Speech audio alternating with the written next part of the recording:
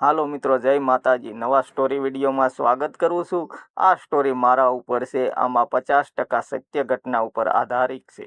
પવિત્ર ભૂમિ પાલિતાણામાં જીતુભાઈ પોતાના જીવનના 20 વર્ષ વિતાવ્યા હતા. નાનું ઘર, સાધારણ જીવન અને રોજિંદો સંઘર્ષ, આ બધું તેમની જીવનયાત્રાનો ભાગ હતો. પાલિતાણાની સવાર મંદિરના કંઠનાથની શરૂઆત થતી અને સાંજ ભક્તિભાવ પૂર્ણ થતી. જીતુભાઈના હૃદયમાં બાળપણથી જ માતાજી પ્રત્યે અડંગ શ્રદ્ધા હતી. તેઓ માનતા કે જ્યાં વિશ્વાસ છે ત્યાં માર્ગ પોતે બની જાય છે. સમય બદલાતો ગયો, પરિવાર મોટો થયો ગયો, ખર્ચ વધતો ગયો, આવક પૂરતી ન હતી. ઘણીવાર તેઓ રાત્રે ઊંઘી શકતા નહોતા. મનમાં એક જ પ્રશ્ન ગુથાતો, આગળ શું કરવું? પરંતુ દરેક ચિંતા પછી તેઓ માતાજીના ચરણોમાં માથું નમાવતા અને શાંતિ અનુભવતા. એક દિવસ તેમણે જીવનનો સૌથી મોટો નિર્ણય લીધો. હવે કંઈક નવું કરવું જ પડશે. તેઓએ પાલિતાણાની યાદોને દિલમાં રાખીને નવી શરૂઆત માટે અમદાવાદ જવાનું નક્કી કર્યું. આ નિર્ણય સહેલો નહોતો. પોતાના શહેરને છોડવું, ઓળખાણના લોકો છોડવા, બધું જ મુશ્કેલ હતું. પરંતુ સપનાઓ માટે હિંમત જરૂરી હતી. અમદાવાદ આવ્યા પછી કેસર સિટી વિસ્તારમાં ભાડાનું નામનું મકાન મળ્યું. નવું શહેર, અજાણ્યા ચહેરા અને અનિશ્ચય ભવિષ્ય. શરૂઆતના દિવસોમાં ઘણી મુશ્કેલીઓ આવી. નોકરી શોધી, કામ શોધ્યું, પરંતુ મનને સંતોષ ન મળ્યો. અંતે તેમણે નક્કી કર્યું કે હવે પોતાનો નાનો ધંધો શરૂ કરવો.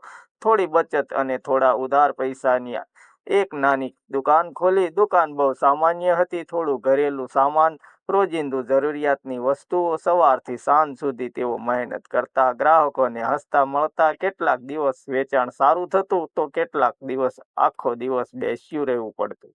ઘણીવાર નિરાશા ઘેરતી, પણ તેઓ કહેતા કે મહેનત ક્યારેય ખાલી નથી જતી.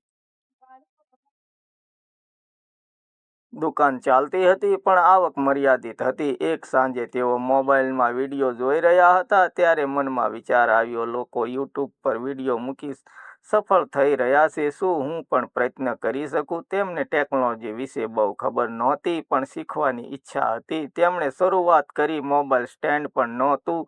પુસ્તકો ગોઠવી તેના પર ફોન રાખી વિડીયો બનાવતા હતા. ભક્તિ, માતાજીના ચમત્કાર, પ્રેરણાદાયક કથાઓ અને જીવનના સારા વિચારો. તેમની ભાષા સરળ અને હૃદયસ્પર્શી હતી. પ્રથમ થોડા મહિના બહુ કઠિન રહ્યા. વિડીયો પર 20-30 વ્યૂઝ આવતા. કેટલાક લોકો ટિપ્પણી કરતા, સમય બગાડો છો.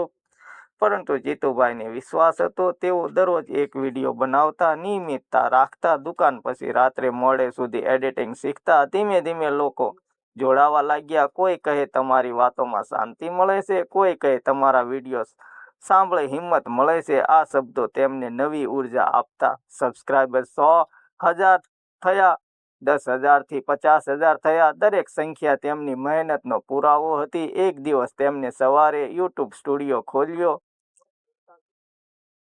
ત્યાં લખ્યું હતું, congratulation, your channel is eligible and monetize. તે ક્ષણે તેમના હાથ કાપવા લાગ્યા, આંખોમાંથી આંસુ વહેવા લાગ્યા. તેમણે તરત જ માતાજીના ફોટા સામે દીવો બળાવ્યો અને કહ્યું, માતા, આ તમારી કૃપા છે.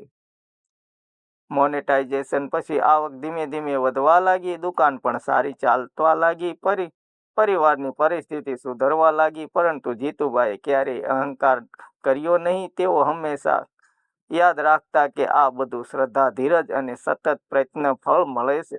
સમય સાથે તેમની ચેનલ હજારો લોકો માટે પ્રેરણાદાયક બની. ઘણા યુવાનો તેમને મેસેજ કરતા, એમને પણ કંઈક નવું શરૂ કરવું છે, શું કરવું? જીતુભાઈનો જવાબ હંમેશા એક જ રહેતો, શરૂઆત નાની હોય તો ચાલશે, પણ હિંમત મોટી રાખો. તેમણે સમજાવ્યું કે સફળતા રાતોરાત નથી મળતી, તેમાં વર્ષોની મહેનત, નિષ્ફળતા અને વિશ્વાસનો હિસ્સો હોય છે. પાલિતાણાની સાદગી અને અમદાવાદની સંઘર્ષભરી શરૂઆતને તેમને મજબૂત બનાવ્યા. આજે જીતુભાઈ જ્યારે પાછળ વળી જોઈ રહ્યા છે, ત્યારે તેમને સમજાય છે કે દરેક મુશ્કેલી એક પાઠ હતી. દરેક નિરાશા પાછળ કોઈ નવું દ્વાર ખોલવાનું હતું. માતાજી પર વિશ્વાસ અને પોતાનું મહેનત, આ બે જ તેમની સફળતાની ચાવી હતી. આ વાર્તા આપણને શીખવે છે, શહેર બદલવાથી જીવન બદલાતું નથી, વિચાર અને હિંમત બદલવાથી જીવન બદલાય છે. મહેનત કરો, નિયમિત રહો અને દિલમાં શ્રદ્ધા રાખો. માતાજીની કૃપા ત્યારે જ વરસે છે જ્યારે આપણે પોતાનું કર્તવ્ય નિષ્ઠાથી નિભાવીએ છીએ. મિત્રો, વિડીયો સારો લાગ્યો હોય તો લાઈક, કમેન્ટ, શેર કરવાનું ભૂલતા નહીં. મળશું બીજા વિડીયોમાં. ત્યાં સુધી જય માતાજી.